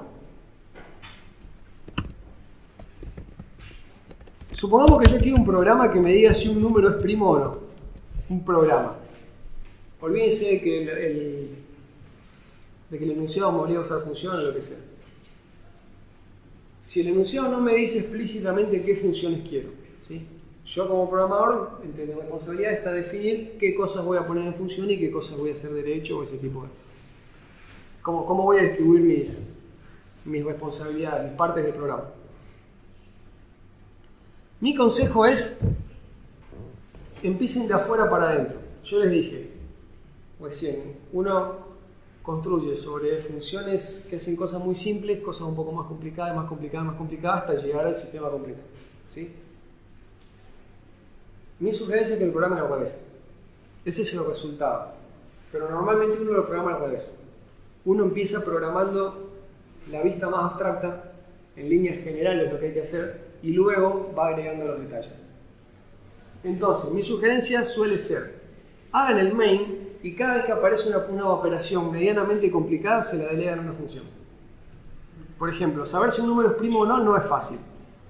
Entonces yo puedo decir, bueno, cargo un número, tendría que saber si es primo o no, y en este momento no tengo ganas de renegar con eso. Y entonces hago de cuenta que tengo una función que me lo dice. ¿Sí? Ahí el primer paso para identificar una función. De pronto tengo un algoritmo medio jodido que no calza con lo que estoy haciendo ahora. Ahora estoy haciendo la interfaz, no me quiero meter en el detalle matemático, entonces se lo delego a una función. ¿Sí? Ahí identifico que hay una separación de funciones. Y luego, ¿qué forma va a tener la función? Ahí identifiqué que necesito una función. ¿Qué forma va a tener? ¿Cómo elijo qué forma va a tener? ¿Qué tipo de método va a haber? ¿Qué tipo de... Claro, ¿qué forma es? Por ahora, ¿qué forma es que recibe y que devuelve? ¿Qué variable uso? ¿Sí? Va a tener que recibir el número. ¿Y qué me va a devolver? ¿Sí o no? ¿Un sí o no? Un booleano. ¿Sí? ¿Es primo? ¿Sí o no? O un texto también. ¿Puedes decir si es primo o no es primo? Vale, pero es más molesto porque vos desde el programa cliente tenés que saber qué texto le asignó a cada uno. O sea, un booleano no puede tener otra cosa que no sea verdadero o falso. En cambio, un texto podría tener ni. ¿Se entiende? Entonces, te abre la posibilidad a errores porque hay valores que puede representar un string y que no significan nada en tu función. Y aunque solo le ponga los dos valores bien, el usuario, para usar la función, tiene que leer en algún lado cuáles son los valores que va a devolver. Entonces, de esas cosas que si lo haces bien, anda y pasa derecho y no hay ningún problema, pero te dan más posibilidades de meter la pata. Siempre cuanto más ajustados, no solo en función, en general, cuanto más ajustado el tipo de datos, más me está limitando las posibilidades y más, entonces, más obvio es lo que hay que hacer y más fácil es el compilador detectar el error si no hago lo que hay que hacer. Si la función devuelve ni, el compilador no se va a quejar, pero si era un string, pero si era un booleano sí, porque no hay un booleano para ni. Bien, lo que les iba a decir, cuando estoy en el main y de pronto veo que hay algo complicado que lo quiero leer en una función, escriban lo primero que les salga en el main. O sea, escriban imaginando que la función es lo más piola que pueda haber. ¿Cuál es el prototipo que mejor me vendría en este momento del main? ¿Sí? Para mí lo mejor del mundo sería, mirá, si este es primo, por ejemplo, sea un sí,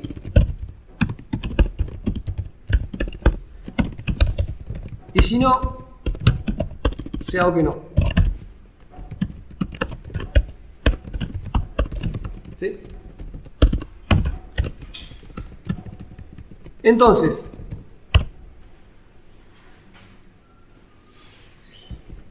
lo mejor que me puede pasar es que si yo necesito tomar una decisión, la función directamente me sirva para la decisión. De nuevo un poco también con lo que decía, si la función devuelve sí, no, 1, 0, yo al momento de plantear la decisión tengo que agregar algo más. Si la función me devuelve verdadero o falso, va derecho, no tengo que hacer nada. ¿Se ve? Entonces, el criterio es, piensen cuál sería el mejor prototipo para facilitarle la vida al main. Ese es el primer objetivo. ¿Por qué? ¿Qué suele pasar? Si ustedes empiezan primero por la función y después el main, hacen un prototipo que le es cómodo para implementar la función y molesto para el main. Y la función, en un mundo ideal, la van a implementar una vez y la van a usar cientos. Entonces, mejor que sea fácil de usar, no fácil de hacer. ¿Se ve? Si uno empieza de afuera para adentro, va detectando qué necesita de la función, va definiendo la forma que mejor le viene y después lo implementa una vez y ya está. Entonces no planteen la función según cómo es fácil de hacer, sino cómo es fácil de usar. ¿Se ve? Esto me define que va a recibir un entero y va a devolver un verdadero o falso. Eso me define que va a devolver un verdadero o falso, que se va a llamar es primo y va a recibir el numerito. ¿Se ve? Con esto el main compila, pero para hacer el exe me falta un pedazo. No, no compila nada. ¿Qué faltó? El punto y coma. Bien. Ahí no me marcó ningún error en el main compiló. Técnicamente la compilación tiene varias partes. La parte estricta de compilación pasó. Cuando venga un define reference es, vos me prometiste una función y no me la diste. Referencia indefinida es, mira, acá hacer referencia a una función que me la prometiste acá arriba y como nunca me la diste no puedo terminar mal ejecutable. Tengo una parte y me falta la otra. Mientras que si yo no hubiera puesto nada, el error sería no tengo idea de quién es primo. El error es otro. ¿Sí? No está declarado. No sé quién es primo y me sugiere cualquier verdura. Trata de buscar algo que se escriba parecido. En cambio acá, sí sé quién debería ser primo, pero no sé dónde está. El dónde está puede ser que la implemente acá o que la implemente en otro lado. ¿Sí? La puedo implementar acá abajo. Más adelante, cuando un programa lo dividamos en varios archivos, la puedo implementar en otro archivo. Lo único que le importa a este archivo es saber la vista de caja negra para ver si se está usando bien. Con eso alcanza para el mail. Luego la implementación puede estar más arriba, más abajo, en otro archivo, no importa. ¿El cálculo del primo lo saca dentro de la librería de C++? No, lo vamos a tener que hacer nosotros. Ah, Y ahí volvemos a estructura de control. Ya que estamos para practicar un poco de estructura de control, vamos a hacer el algoritmo de primo, que era uno de los ejercicios que me salté antes. Pero en lugar de hacerlo suelto y después meterlo en una función, lo voy a poner directamente acá adentro. Empecemos por lo básico, que es un número primo.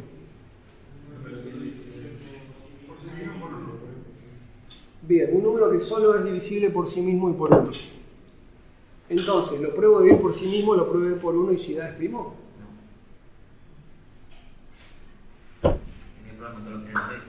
Bien, dijimos, es un número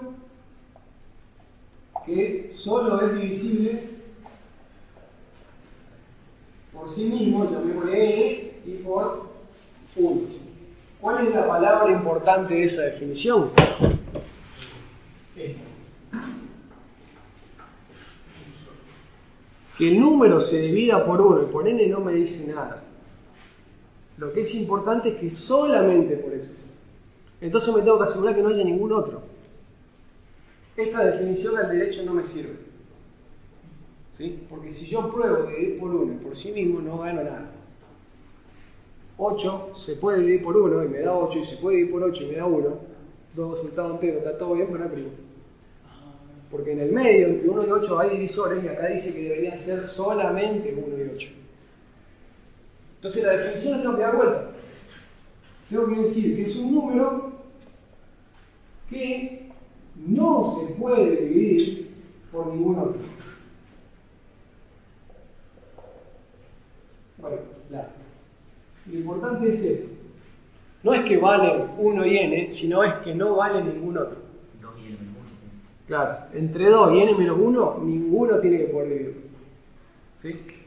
Este solamente se convierte en no vale ninguno.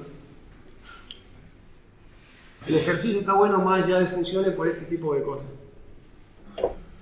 Es un algoritmo que hemos tomado en un parcial con no muy buenos resultados, así que lo dejamos de tomar y lo pasamos a la guía. Pero que está bueno analizar. Ya una vez que en la implementación también hay cosas interesantes. Entonces, empezamos de, no sé, Wikipedia me dijo es un número que solo se puede ver por 1 y n. Se tienen que dar cuenta de que eso así directo no alcanza. De que lo importante es el solamente, y entonces lo que tengo que hacer es darlo vuelta y decir, bueno, tengo que asegurarme de que no pueda dividirlo por ninguno. ¿Se ve? Eso es todo un i, digamos. ¿Es qué? Que sea solo lo convierte en un i, lógicamente. Porque tiene que cumplir todas las condiciones. Se puede ver así, que no puede por 2, no puede por 3, y no puede por 4, y no puede por 5. Hay dos formas más o menos, me parece a mí fáciles, entendibles de razonar esto.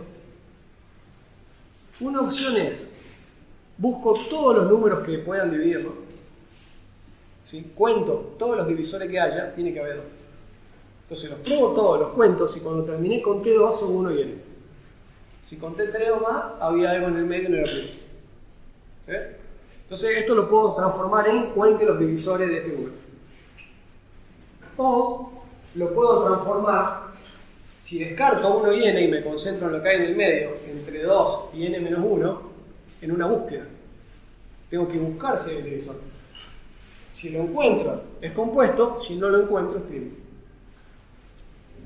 ¿Sí? Dos formas de plantearlo. Contemos los divisores. Si me da 2, está todo bien. Si no era compuesto. O busquemos divisores. Si encuentro alguno, es compuesto y si no era primo. ¿Sí? Y de una se puede llegar a la otra. Yo puedo poner, por ejemplo, un contador de divisores en 0. Luego, ir hasta n. Vamos a hacerlo de 1 a n. De 1 a n.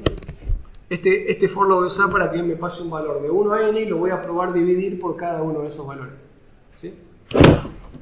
Yo acá voy a probar dividir mi número n por i. Por 1, por 2, por 3, por 4, hasta por n. ¿Sí? Este es el Pero va a valor. tener un final eso, porque si pones 1 al infinito. N no va a ser infinito. N es el número que ingresó el usuario. El usuario ingresó 15, bueno, va de 1 a 15. ¿Sí? De afuera, N es el número para el cual estoy queriendo saber si aplica o no lo de primo. Pero puede probar si es divisible millones de veces. A ver, Pero no, yo acá lo estoy diciendo de 1 a n. O sea, nunca va a ser divisible por algo más grande que ese n. ¿Se entiende? 8 nunca va a ser divisible por 15. Si tiene divisores van a ser menores que 8. Entonces, yo pongo un i que vaya de 1 a 8 y pruebo dividir y cuento. Pruebo dividir es, acuérdense, para saber si un número era múltiplo, módulo, si me da 0 es porque es múltiplo, si me da otra cosa es porque no. Y entonces cuento, incremento mi contador cada vez que encuentre un número que lo puede dividir.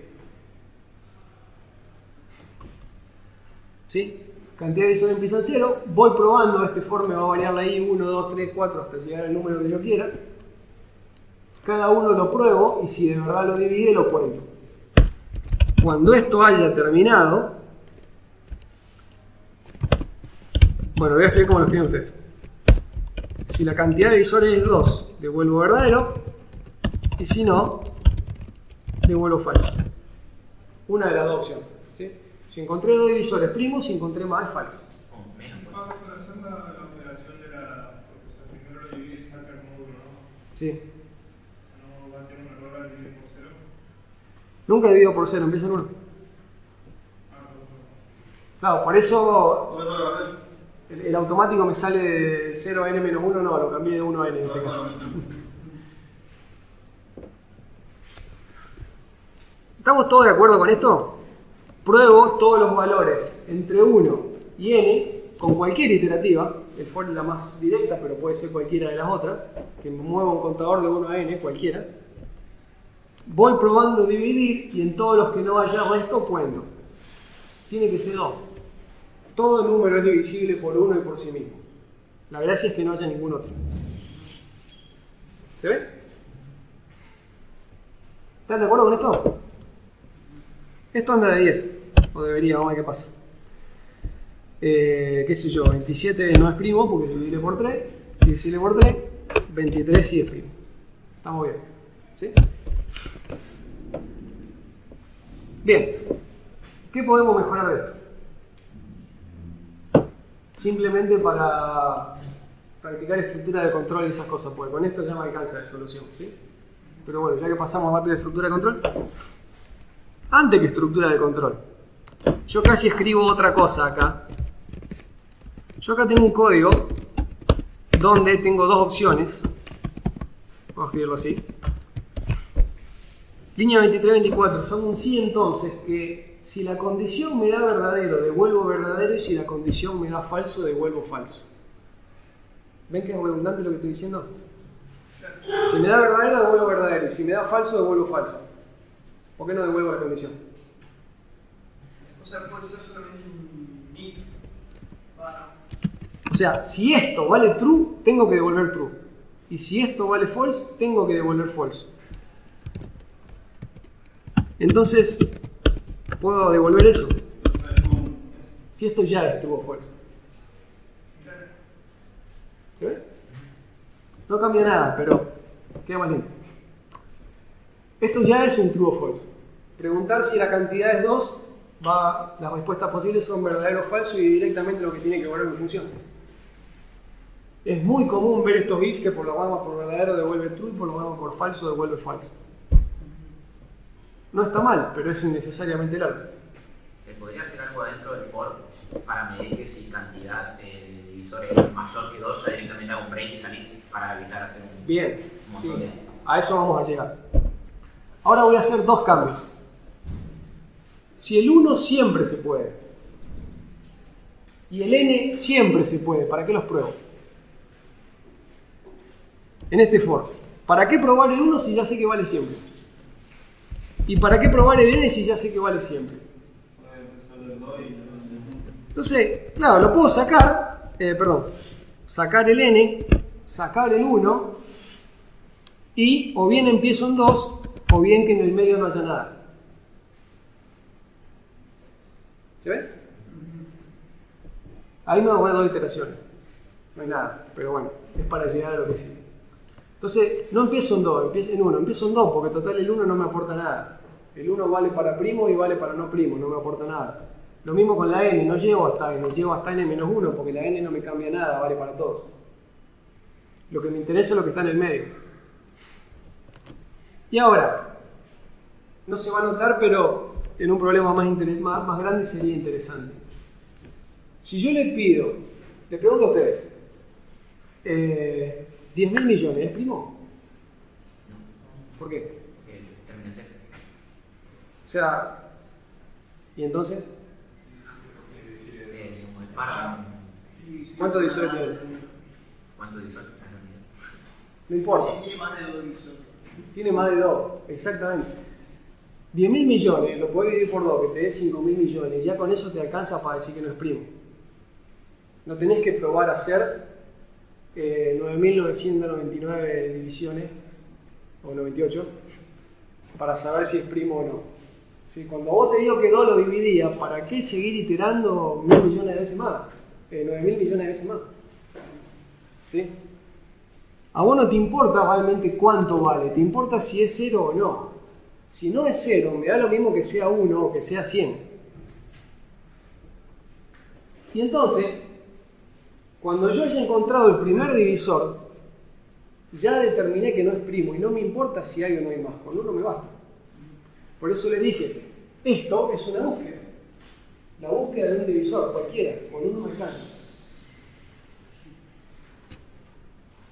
Y en una búsqueda, cuando yo encuentro el que quiero, ya está, no tengo que seguir buscando. ¿Se ve? Entonces, yo acá, si esto no fuera una función, podría cortar el for. Esto sería una buena excusa para usar el break. ¿Sí? Volviendo a estructura de control. En cuanto encontré un divisor, ¿para qué voy a seguir si con 1 me alcanza? No los quiero todos, con 1 me alcanza. ¿Se ve? Este es otro lindo ejemplo donde puede ir el break. Yo la condición de cuando encontré uno corto la puedo meter adentro de un mientras, hacer una condición media rara, o plantear un for de 1 a n o de 2 a n-1, que es bastante normalito, y cortarlo con el break. ¿Se ve? Entonces, bueno, ahí tenemos la iterativa, la condicional y la cosa rara que vimos hoy. En el caso de funciones hay algo todavía mejor. Cuando esta condición de verdadero, yo qué sé, que el número no es primo. ¿Verdad? Y entonces ya estoy en condiciones de salir de la función, diciendo que no es primo. Ni siquiera necesito el break. El return para la función es como una especie de break para cuando yo ya sé el resultado. Si en un punto de la función determiné que no es primo, ya está. No sigamos elaborando el pedo. Mandémosle al main un falso y se acabó. ¿Se ve? Entonces el return funciona en algún sentido como un break. ¿Por qué? Corta. Sea lo que sea que esté haciendo, corta y vuelve al main. Termina la función. ¿Por qué termina? Porque tengo un resultado. Si no tuviera un resultado no podría ser return. Pero si ya lo determiné y lo que sigue no importa, listo. Y entonces la versión más común y más linda del primo es esta. De 2 en adelante empiezo a probar. Si encuentro alguno, ya está, falso. Si terminé de probarlos todos y no encontré nada, era primo. Verdadero. No tiene que aprender a pensar de esa forma. Sí, eso, a ver, si yo lo pido en un parcial, no espero que nadie me haga esta versión. Esperaría que hagan las otras y ya para probar alcanza y no se maten, ¿sí? Pero está bueno como ejercicio para ir analizando las distintas opciones, sobre todo por la estructura de control, el uso de booleanos y demás. Es un ejemplo bastante interesante porque tiene un montón de formas de verlo. El usuario entonces debe tener que hacer todo el ejercicio grande e ir resumiéndolo. Sí, o sea, estos problemas relativamente comunes y chiquitos, ustedes lo ven por primera vez, pero nosotros ya lo vemos mil veces. Uno que programa todo el tiempo, esto lo escribe uno así. Ahora, uno que programa todo el tiempo, reniega con un problema más grande a este nivel. ¿Sí? Cuando uno tiene otro problema más grande, capaz que hago una solución y la hago dentro de una semana y me doy cuenta que se puede hacer más corta, y la hago dentro de un mes y me doy cuenta que puede ser más corta, y la hago dentro de un año y la cambio por una línea. ¿Sí? Es natural, a medida que uno va adquiriendo experiencia o viendo ejemplos interesantes, va empezando a aplicar más cosas y termina simplificando el código. Lo cual es genial, se pasan 5 años aprendiendo cómo manejar la complejidad de un problema, ¿sí? No para atacar la complejidad, sino para reducirla. ¿Sí? El código más lindo, el mejor código es el más simple, no el más complejo. Si uno hace un programa que resuelve cosas complejísimas haciendo algoritmos recontra rebuscados, no es necesariamente un buen programador. ¿Sí? Siempre la solución más simple va a ser la mejor. Pero es natural pasarse años haciendo soluciones rebuscadas hasta que uno va adquiriendo la experiencia para simplificar. Y entonces esta es mi versión final, ¿sí? Como dicen en las películas, que el acusado es inocente hasta que se demuestre lo contrario. El número es primo hasta que se demuestre lo contrario. Hasta que alguien me traiga un divisor, el número es primo. Entonces yo empiezo suponiendo que es primo. Si nadie encontró un divisor, quedó primo. Ahora, si en el medio alguien me demuestra que existe un divisor, entonces no era primo. ¿Sí? Y el programa funciona exactamente igual. Todo esto de afuera no se ve. Y como para una máquina de 1000 operaciones no son nada, ni siquiera se va a notar lo más lento. ¿Sí? Pero bueno, estas ideas después las van a extrapolar cuando hagan sistemas más complejos. ¿Se ve? Entonces, bueno, eso era como para mezclarlos un poco de nuevo con estructura de control, que por ahí lo pasamos medio rápido. Era uno de los ejemplos que salteamos. Bueno, ahí estaba el análisis, que Mateo lo escribe nuevo, no me acordaba que ya estaba. Un ejemplo. Bueno, acá está el código final, pero lo normal no es llegar a esto de una, sino plantear una cosa primero que ande y de a poco uno lo va mejorando. Ahora, ¿qué tiene lindo de funciones? Este programa, se lo pedimos en la guía de estructura de control de pseudocódigo, hicieron unas aberraciones terribles. Porque buscar un primo es difícil, porque combinarlo con otro algoritmo es difícil y porque en pseudocódigo no tenemos una herramienta de abstracción como funciona. ¿Sí? Mientras que en C++, ¿qué me pide? Los 100 primeros primos. Que no de los primos de 1 a 100. ¿Sí? Los primos, no sé, de 1 a 10 son 2, 3, 5, 7.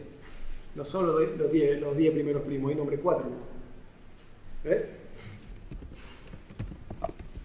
Entonces, a mí me piden los 100 primeros. Si me pidieran los primos de 1 a 100, yo hago un for que vaya hasta 100, de nuevo, hasta 100. Bueno, el 1 no vale. El 1 no es ni primo ni compuesto, es un bicho más. Que vaya de 2 hasta 100, preguntando para cada uno de esos valores, si es primo lo muestro, si es primo lo muestro. Por ejemplo, ¿sí? Y es primo, y bueno, ya lo tenía resuelto en el otro ejercicio. Ahora que tenemos funciones, nunca más vamos a volver.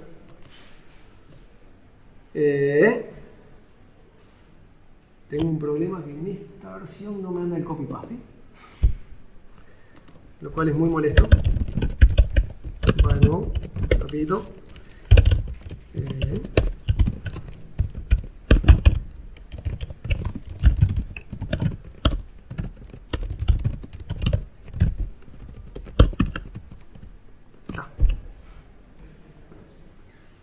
2. Bien. Esto me va a mostrar, entonces va a probar todos los números hasta 100 y me va a mostrar solo aquellos que sean primos, ¿sí? 2, 3, 5, 7, 11, 13, etc. Pero acá hay menos de 100. Si yo quiero los 100 primeros números primos, esto no me dice cuándo parar. Porque no es cuando yo llegue a 100. Cuando llegue a 100 mostrados. Tengo que contar cuántos mostré y cuando llegue a 100 mostrados es cuando tengo que... Entonces no sé hasta dónde voy a llegar. No voy a hacer un for porque no sé cuánto vale el primo de la posición 100. Entonces vamos a poner de nuevo el i en 2, alguna iterativa que vaya probando y vaya incrementando i, ¿sí? Y cada vez que encuentro uno lo cuento. Voy contando cuántos muestro. Y entonces repito mientras la cantidad que haya encontrado no llegue a 100, por ejemplo. ¿Sí?